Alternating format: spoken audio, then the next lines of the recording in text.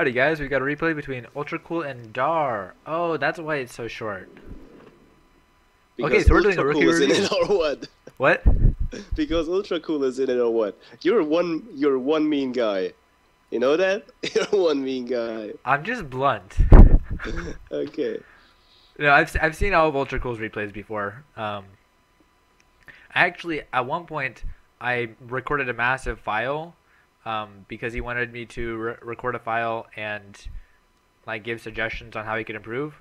Um, but for some reason the sound didn't record, so I recorded like 2 hours, and I was like, yeah, I'm not gonna re-record this. Oh no. Now eruption would be good? Yeah, no, not good. The scavenger gets away. Yeah. But That's that bad was eruption. hard. That was very hard to see that scavenger would Ooh. survive. That eruption's also bad. I mean, you can just look and be like, oh, it has 302 health. Don't erupt. Yeah, that's true. So yeah, this scavenger should not be engaging the Sunstriders. Oh, maybe it can. I don't know. Yeah, he should have just focused the scavenger because Yeah. yeah. But yeah, the eruption shouldn't have happened. Instead of an eruption, Ultracool should have played maybe a Thugs or a Sunstrider. Okay, and they're both playing. That's one thing. Many people go tier 2 very, very fast because the tier 1 is very hard to handle. Right. Or Okay, so let's talk about this for a second. I'm pausing because this is important. yeah. Generally, when you see your opponent take a tier 2, it is a good idea to take a well in response. A lot of the go on. times. But you see that this is pure fire, and you see that your well cluster is right here. I don't know about you, but it just seems like a terrible idea to build a well in fire dancer range. Well, there's a reason why it's a bad idea. Right, exactly. So, what would you recommend Ultracool do here instead of taking this well? Yeah, just go tier 2. Right here? Yeah, well, there are two ways. The first way is to instantly rush the tier 2, Right, but you can only rush if you have like Thunderer or Right. Mortar Tower. Maybe both. right. Or Scorched Earth maybe. But don't take a well near Pure Fire.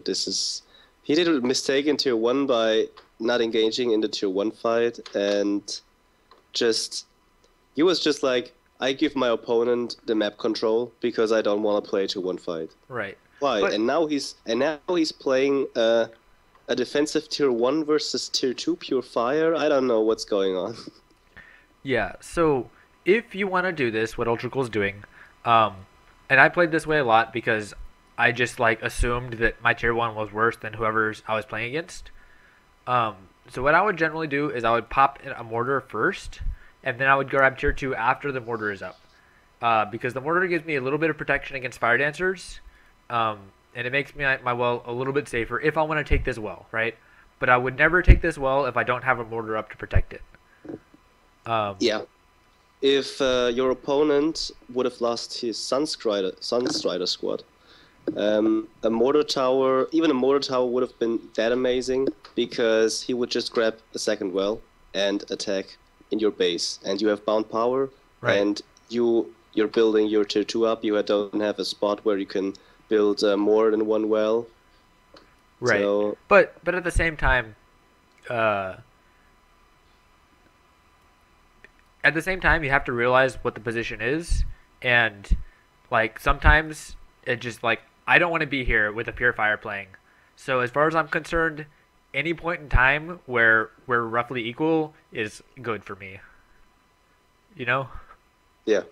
But yeah, so would you recommend that he go tier 2 immediately, or would you recommend he come over here and take this tier 2? After he grabbed his second well, I Before wouldn't he recommend. grabs it, instead of the second one. Before. So before it would have 'Cause been better if I've- he just grabbed another monument. So multiple spots are always the best choice. So if you can grab a monument that's not near your well, you should go for it. All right. It's not necessary that you need to build your monument near your well. Okay, so just to be clear, So everybody knows, right? Both of us agree that taking this well was a mistake. And in Yeah. response, you would recommend running your scavenger over here and taking this well. No, no, Or no, no, monument. no. After when he did that, he has to defend. There's No, no way he be- can build up his monument and defend. He Before. has to defend in tier 1. Okay, so yeah, so he has to defend in tier 1. So no power well, just defend in tier 1. Is that what you're saying?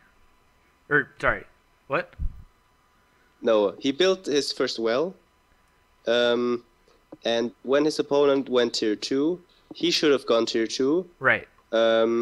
Would have been better if he would have grabbed his tier 2 on a different spot. Right. But he can also grab his tier 2 near his well.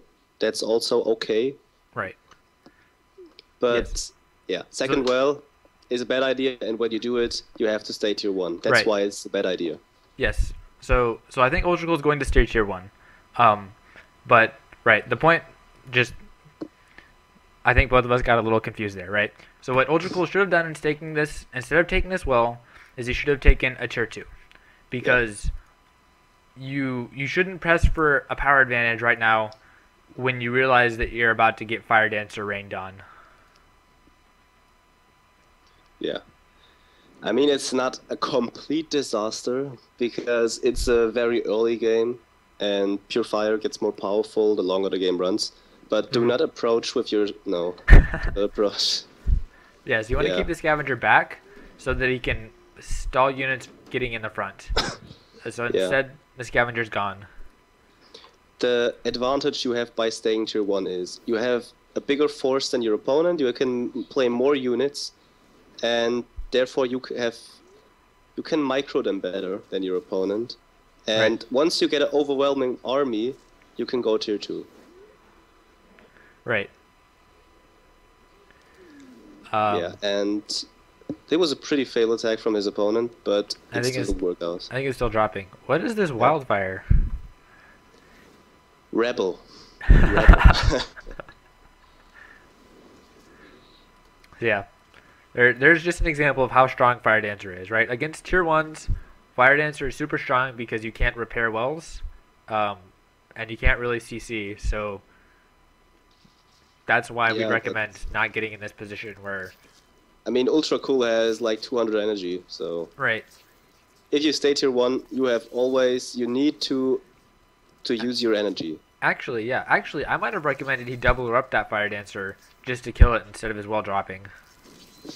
I don't know if that's the best idea, because on a long-running match, when you go tier 2 without tier 1 advantage, you will lose. So you have to make smart trades versus your opponent's tier 2, and just by having more units than your opponent, that's how you even out that he's tier 2 and has stronger units.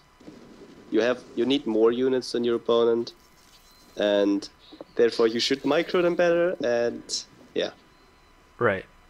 I lost my point, but I guess you got that. Yeah. So yeah, there's you don't want to be in a close well situation against Pure Fire. In case anyone was confused about that point. Yeah.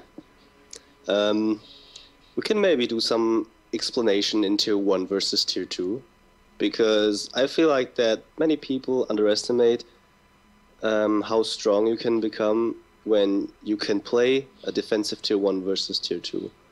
Right. So let's save that maybe for another video where we see that going on. Yeah. Or we could just do like a tutorial video. I don't even know. Alright guys, thanks for watching.